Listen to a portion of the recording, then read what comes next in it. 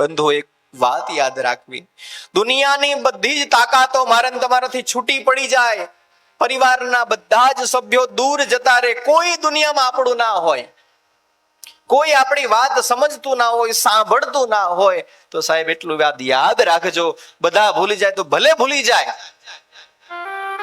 કદાચ મારા ને તમારા જીવનની અંદર, મારા ને તમારા પરિવારની અંદર આપણી સાથે રહેલા જેટલા પણ સગા સંબંધીઓ છે, એ મને તમને સાથ આપે કે ના આપે, સાથ મળે કે ના મળે, કદાચ છોડી પણ દે,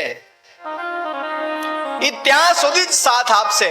એક આપણો જીવ સારો હશે, આપણા વિચાર સારા હશે, આપણો સ્વભાવ સારો હશે, આપણી રુચિ સારી હશે, આપણે એના કયા પ્રમાણે ચાલતા હશું, ત્યાં સુધી મારી તમારી સાથે સાથ દેશે. પણ એકવાર ઠાકોરજીનો હાથ પકડી લેશો ને, પછી દુનિયાની કોઈ તાકાત છોડી દેશે ને તો એ તમને છોડશે નહીં.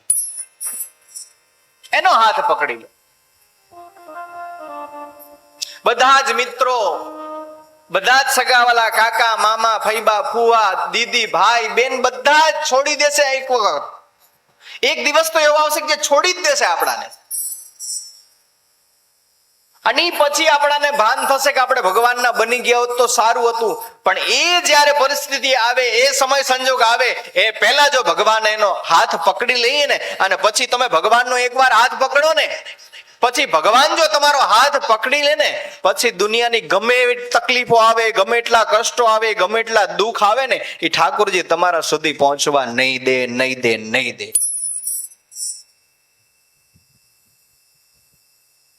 એક વાર ખાલી એની સમક્ષ જઈ એની શરણાગતિનો સ્વીકાર કરી લો. હું ને તમે એને એકવાર સ્વીકાર કરી લેશું ને, પછી, અને નિયમ છે સાહેબ, મારો તો પોતાનો ખુદનો અનુભવ છે કે જ્યારે તમે એનો હાથ પકડી લો એકવાર, પણ જો એને તમારો હાથ જો પકડવો હશે ને, તમે એનો હાથ નહીં પકડો ને, પણ જો એને તમારો હાથ પકડી લીધો ને, પછી જીવનમાં અંતિમ સમય સુધી તમારો હાથ ક્યારે છોડશે નહીં.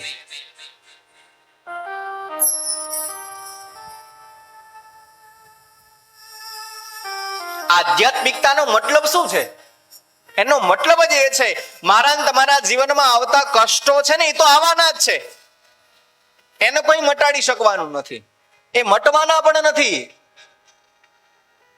આજ તડકો છે, કાલ છાંયો આવશે, કાલ છાંયો હશે તો આજ તડકો આવશે, એને કોઈ બદલાવી શકવાનું નથી, કારણ કે એ બધી વસ્તુ આપણા કર્મને આધીન ચાલે છે.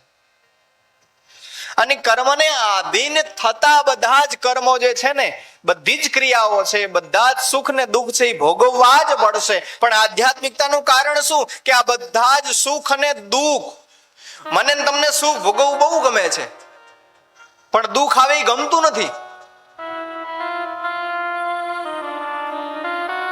પણ જે આધ્યાત્મિક વ્યક્તિ છે, આધ્યાત્મિકતાનો અર્થ જે છે કે જે ભગવાનના ભજનમાં લાગેલો છે, જે નિત્ય ભગવાનની પૂજા સેવા કરે છે, નિત્ય ભગવાનમાં જ એનું મન પરાવેલું લાગે છે, એના જીવનમાં બધા જ કષ્ટો આવશે, પણ એ કષ્ટો એને તકલીફ નહીં આપે.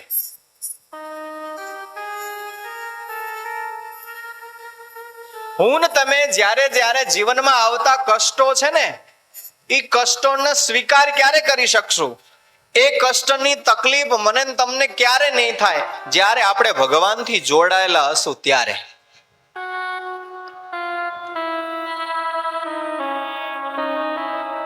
એટલે જ્યારે ભગવાન આપણો હાથ પકડી લે ને, પછી ગમે એટલી તકલીફો ને ગમે એટલા કષ્ટ આવે ને, તો મને તમને આપણા હૃદય સુધી, આપણા મન સુધી, આપણા વિચાર સુધી પરમાત્મા પહોંચવા નથી દેતો. મારે તમારે કષ્ટ સહન કરવાની જરૂર જ નથી પડવાની.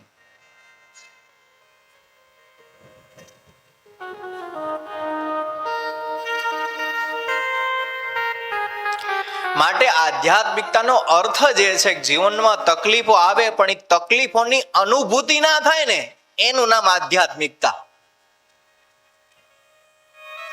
આધ્યાત્મિકતા સાથે શું કામ જોડાવાની વાત કરી છે? ભગવાન સાથે શું કામ જોડાવાની વાત કરી છે? કારણ કે એ જીવનમાં આવતા દુઃખો આપણા મન સુધી પહોંચતા નથી, અને પહોંચે છે ને એની અસર નથી થતી. અને એના પ્રમાણ છે નરસિંહ મહેતા, મીરાબાઈ, તુકારામ, હરિદાસ. હરિદાસજીએ કોઈએ કહ્યું હરિદાસને કે તમારે તો આંખો નથી, તો ભગવાનના દર્શન તમે કેમ કરો? તમને ભગવાન તો દેખાતા નથી, તો તમે રોજ શું કામ બાકી બિહારી જાઓ છો? ઠાકુરજીના શું કામ દર્શન કરો છો? હરિદાસજીએ સુંદર જવાબ આપ્યો કે હું ભગવાનના દર્શન કરવા જાઉં છું, ભગવાનને મળવા જાઉં છું, ભગવાનને જોઈ નથી શકતો, મને આંખો નથી આપી, પણ એક વાત તો નક્કી છે ને, હું ભગવાનને હું નથી જોતો, પણ ભગવાન તો મને જોવે છે ને. ભલે હું નથી જોતો, પણ ઈશ્વર તો મને જોવે છે ને.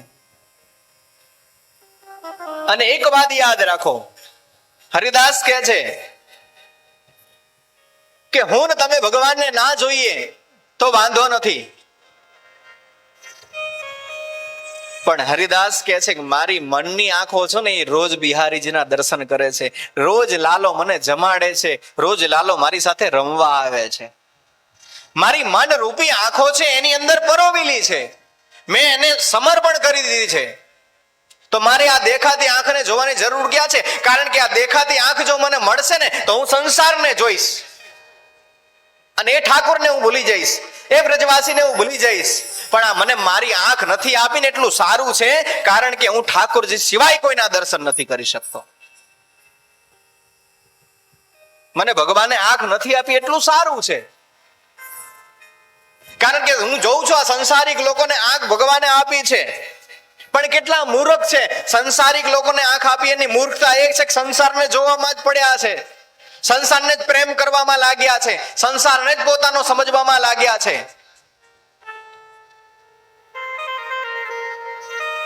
પણ એ સંસારીઓ ભગવાનને જોતા નથી, મારા ઠાકોરને જોતા નથી. તો એના કરતા તો હું શ્રેષ્ઠ ને, કે ભગવાને મને આંખ નથી આપી. જો આંખ આપી હોત તો હું સંસારને જોવે. મારી શ્રેષ્ઠતા એ છે કે મને આંખ નથી આપી, કારણ કે હું મનરૂપી આંખ દ્વારા રોજ ઠાકોરજીને મળું છું.